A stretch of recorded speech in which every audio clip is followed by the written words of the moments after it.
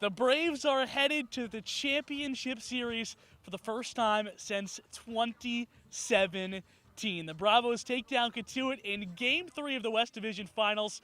Welcome in to a post-game Tomahawk Talk. Calvin Christoforo, Reeves Jackson, and Daniel Coates. Daniel, a 5-1 final tonight.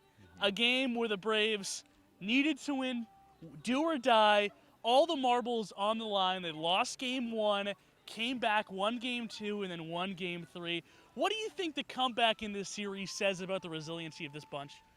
I mean, it says nothing at all because they proved it time and time again this entire season. Just one game doesn't do it justice. They've came back in so many games. Even Reeves and I were talking on air.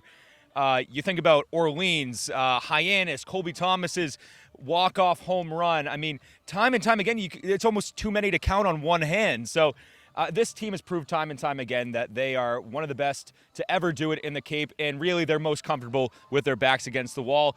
They came into this game with a pattern going. It was a Cotuit blowout, then a Bourne Braves blowout, then a Cotuit blowout, and so. And we proved that yesterday at Lowell Park. Today was supposed to be Cotuit's time, and we completely flipped the narrative onto them, and we're going to the championship for the first time since 2017 against the Brewster Whitecaps, who we fell to in that 2017 series. So some revenge on the horizon for the Braves. Absolutely. The Braves looking to get their first championship since 2009. But Reeves, they got to the championship series because of Matt Jasek. He was special tonight. 7+ innings, no earned runs, 9 strikeouts. You can't say enough of what the Indiana State product gave the Braves tonight. I told Daniel on the air when Matt Jasek arrived here to the Cape, I don't think anybody in this organization could have predicted the type of impact he would have on the Bourne Braves team. He had quite arguably the biggest start of the season in the regular season, a game that we thought had a lot of impact on the momentum heading into the postseason. 6 innings of 1-run ball against Cotuit was the longest outing a Bourne Braves pitcher had gone into the season. Only one upset in the playoffs by going 7 innings, striking out 9. And I thought it was cool. Obviously, I believe Harvey Shapiro was leaving him out there until he gave up a base hit. He was letting him ride the 7th and then turned it over to Ben Etheridge. But I thought it was so cool. He gave up the leadoff single to Carter Trice and then left to a rousing standing ovation from the entire Bourne Braves faithful. So, obviously, probably brought Matt Jasek back in the 7th because he knows that Jasek probably won't be pitching the rest of the postseason, obviously, with throwing over 100 pitches, 104 to be exact. But really, MVP of this divisional series. Him and Hunter Jump had a big series as well. So those two guys really carried the load for the Braves. And how can you forget Austin Parsley Absolutely. with his performance in Cotuit last night? Without a doubt. Daniel, you mentioned revenge is on the line. The Braves looking to win their second Cape Cod League title. The Brewster Whitecaps on the other side. I know the Braves have to enjoy this win tonight, but there's no off day. Tomorrow they're back here at Dorad Park. So looking ahead to this series against Brewster, the Braves won the regular season series 2-1.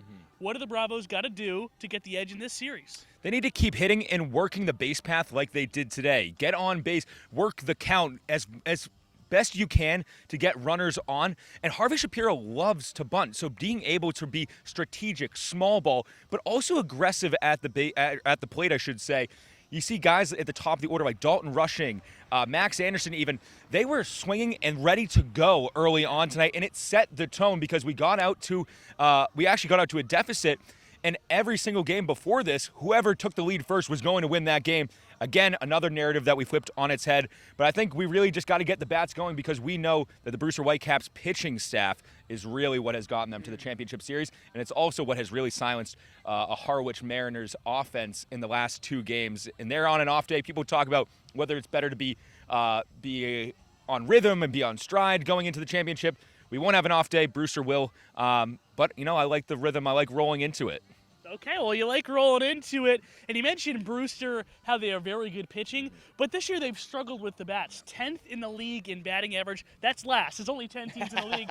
Last in the league in batting average. And one of the big things for the Braves tonight is they saved Jake Bennett, who you got to imagine is going to get the ball in Game 1 tomorrow against Brewster, making his 3rd appearance, I believe, against the Whitecaps this year. So what does Jake got to do tomorrow to get the Braves ahead of a series, which they were unable to do in this one against Cotuit?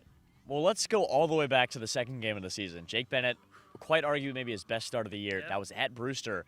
I believe he won 5 innings, maybe 4 or 5 innings in that matchup. I'd have to look back, but phenomenal. Jake Bennett, we were looking at it, a sub-3 ERA, 30 strikeouts and 3 walks. I told Daniel on the air tonight, that, I mean, personally did not think Jasek was going to be able to go through 7 innings, and I thought Bennett might have been the bridge guy just as your probably second best guy out there, at least this season.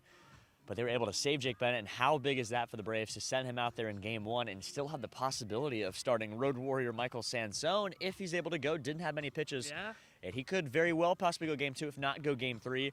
The Braves could go maybe Ken Turner in Game 2, but just the focus on Game 1 alone, Jake Bennett is a huge guy to have. You still have Xavier Lovett if he's able to pitch, and obviously Josh Eknes and some of the new guys. Do you think Eric Adler's available? I do.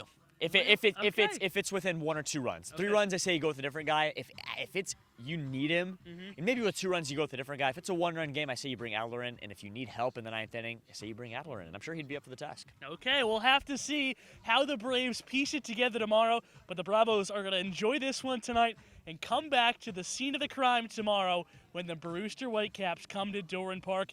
Game 1 of the Cape Cod League Championship Series is tomorrow. It's a 6 o'clock first pitch. Nick and I will get you going around 5:30, hopefully, with Before the Bravos, our Braves pregame show. But until then, as always, go Braves.